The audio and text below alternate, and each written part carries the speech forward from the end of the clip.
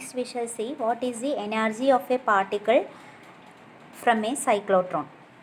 അപ്പോൾ ഈ ഏറ്റവും ഔട്ടർമോസ്റ്റ് അല്ലെങ്കിൽ പെരിഫറിയിലേക്ക് വരുമ്പോൾ let the radius of the circular path of the charged particle be capital R.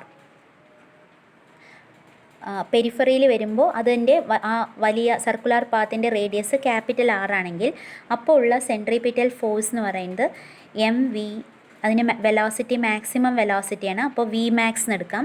M v square divided by R is equal to q v B. Equation centripetal force is equal to Lorentz force, അത് തന്നെയാണ്. അപ്പോൾ ഇതിൽ V മാക്സും സ്ക്വയറും ക്യാൻസലായി.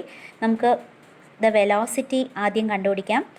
അപ്പോൾ ഇതും ക്യാൻസലായി. So velocity is equal to q B, R ആ സൈഡിലേക്ക് വന്നു, ഡിവൈഡഡ് ബൈ എം.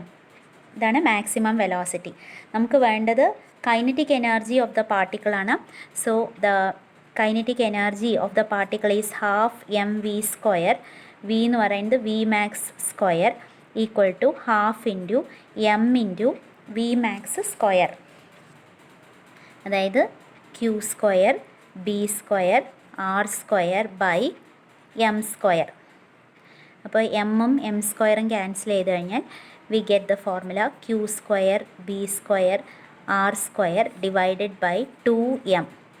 ഇതാണ് the kinetic energy of a particle that is leaving the cyclotron. ഇനി ഇതിൽ ഇമ്പോർട്ടൻ്റ് ആയിട്ടുള്ളത് ഈ resonance frequency or cyclotron frequency എന്ന് പറയുന്നത് ക്യൂ ബി ബൈ 2πm ആണ്. അപ്പോൾ it depends only on the charge and the mass, charge and mass of the particle, charged particle, and also on the magnetic field that is provided. It does not depend on the radius or the velocity of the charged particle. ഇനി ഇതിൽ സാധാരണ ചോദിക്കാറുള്ള ഒരു question, why is a cyclotron not used to accelerate a neutron? അതിൻ്റെ reason എന്താണ്? സൈക്ലോട്രോണിൽ work ചെയ്യണമെങ്കിൽ തന്നെ ഈ ഡീസിൻ്റെ പൊളാരിറ്റിക്ക് അനുസരിച്ച് അട്രാക്റ്റഡ് ആവുകയാണ്. അപ്പോൾ ന്യൂട്രൽ പാർട്ടിക്കിൾസ് ഒരിക്കലും ഈ പോസിറ്റീവിലേക്കോ നെഗറ്റീവിലേക്കോ അട്രാക്റ്റഡ് ആവില്ല, അല്ലേ? അപ്പോൾ ഈ cyclotron can accelerate only charged particles. A neutron has no charge and so it cannot be accelerated using a cyclotron. അതേപോലെ തന്നെ a cyclotron cannot accelerate an electron. അതിൻ്റെ റീസൺ, ഇലക്ട്രോൺ വളരെ മാസ് കുറഞ്ഞ ഒരു പാർട്ടിക്കിളാണ്. അപ്പോൾ അതിനെ നമ്മൾ ഹൈ എനർജീസിലേക്ക് ആക്സിലറേറ്റ് ചെയ്ത് കഴിഞ്ഞാൽ അതിൻ്റെ സ്പീഡ് വളരെ കൂടി അത് വെലോസിറ്റി ഓഫ് ലൈറ്റിൻ്റെ അത്രയും ഹൈ സ്പീഡിലേക്ക് എത്തുന്നു. അങ്ങനെ high സ്പീഡിലേക്ക്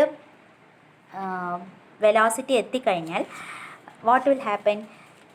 at very high speeds the mass will begin to vary relativistically according to the equation m equal to m0 into root of 1 minus v square by c square.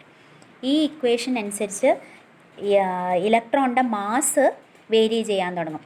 Electron വളരെ mass കുറഞ്ഞ particle ആയതുകൊണ്ട് നമ്മൾ അതിനെ high എനർജീസിലേക്ക് accelerate ചെയ്യുമ്പോൾ അതിൻ്റെ speed v എന്ന് പറയുന്ന velocity becomes very high and it approaches the v tends to become c.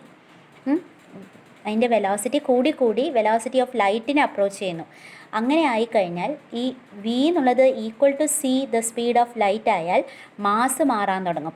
പാർട്ടിക്കിളിൻ്റെ mass m0 by root of 1 minus v square by C square എന്നുള്ള ഇക്വേഷൻ അനുസരിച്ച് വേരി ചെയ്യും. m0 പറയുന്നത് rest മാസാണ്.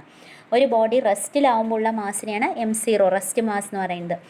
ഇനി വി ഈക്വൽ ടു സി ആയാൽ എന്താവും നോക്കൂ. ഈ ഇക്വേഷനിൽ C square by C square പറഞ്ഞാൽ ഇവിടെ 1 ആയി. 1 മൈനസ് 1 0. സം നമ്പർ ബൈ 0 എന്ന് പറയുന്നത് എന്താണ് അർത്ഥം? ഇൻഫിനിറ്റി ആവും. അപ്പോൾ ഒരിക്കലും ഒരു പാർട്ടിക്കിളിനും velocity v equal to c ആവില്ല. ലൈറ്റിൻ്റെ സ്പീഡാണ് the ultimate speed in nature എന്ന് പറയുന്നത് v equal to c the velocity the speed of light ആണ് അൾട്ടിമേറ്റ് സ്പീഡ്. അത് ഒരിക്കലും ഒരു പാർട്ടിക്കിളിന് സ്പീഡ് ഓഫ് ലൈറ്റ് അറ്റൈൻ ചെയ്യാൻ സാധിക്കില്ല. കാരണം അങ്ങനെ അറ്റൈൻ ചെയ്താൽ ആ പാർട്ടിക്കിളിൻ്റെ മാസ് ഇൻഫിനിറ്റി ആവും, വിച്ച് ഈസ് ഇമ്പോസിബിൾ. അപ്പോൾ ഈ നമ്മളിവിടെ പറയുന്നത് വി ഈക്വൽ ടു സി എന്നല്ല, വി സിൻ്റെ അടുത്തേക്ക് എത്തുന്നു, അത് വി അപ്രോച്ചസ് സി ആവുമ്പോൾ തന്നെ മാസ് ഇൻക്രീസ് ചെയ്യാൻ തുടങ്ങും. മാസ് ഇൻക്രീസ് ചെയ്ത് കഴിഞ്ഞാൽ നമ്മുടെ സൈക്ലോട്രോൺ ഫ്രീക്വൻസിൻ്റെ ഫോർമുല എന്താണ്? QB/2πm അല്ലേ? അപ്പോൾ മാസ് ഇൻക്രീസ് ചെയ്താൽ frequency, cyclotron frequency nu c will be affected and the resonance condition എന്താണ്? Nu a equal to nu c എന്നുള്ള റെസനൻസ് കണ്ടീഷൻ സാറ്റിസ്ഫൈഡ് ആവാതെ വരും. അങ്ങനെ ആകുമ്പോൾ the cyclotron will stop working. ഈ ഡീസിൻ്റെ polarity should change as soon as the charged particle completes 1/2 revolution. അങ്ങനെ ആയാൽ മാത്രമാണ്, ഒരു ഹാഫ് റെവല്യൂഷൻ കംപ്ലീറ്റ് ചെയ്യുമ്പോഴേക്ക് ഡീസിൻ്റെ പൊളാരിറ്റി മാറിയാൽ മാത്രമേ അത് മറ്റേ ഡിയിലേക്ക് അട്രാക്റ്റഡ് ആവുള്ളൂ. അതുകൊണ്ട് ഈ resonance condition nu a applied frequency equal to cyclotron frequency satisfied ആവാതിരുന്നാൽ സൈക്ലോട്രോൺ വിൽ സ്റ്റോപ്പ് വർക്കിംഗ്.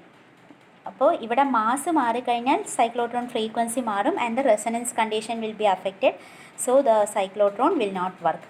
അപ്പോൾ when an electron is accelerated to very high energies, its mass will begin to vary relativistically according to this equation and tend to become infinity, which is impossible.